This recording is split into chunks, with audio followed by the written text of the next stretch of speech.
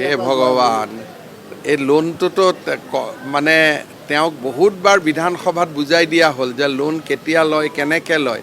একেটা কথাকে বাৰে বাৰে কিমান বুজাই থাকিব।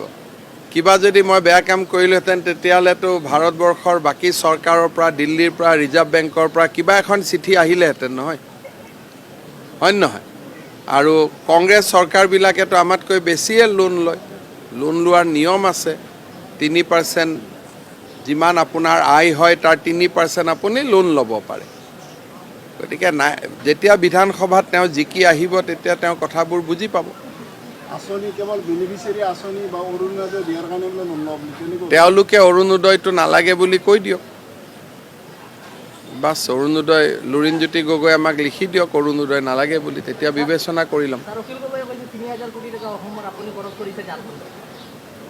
তেওঁক মোৰ একাউণ্টেণ্ট নেকি?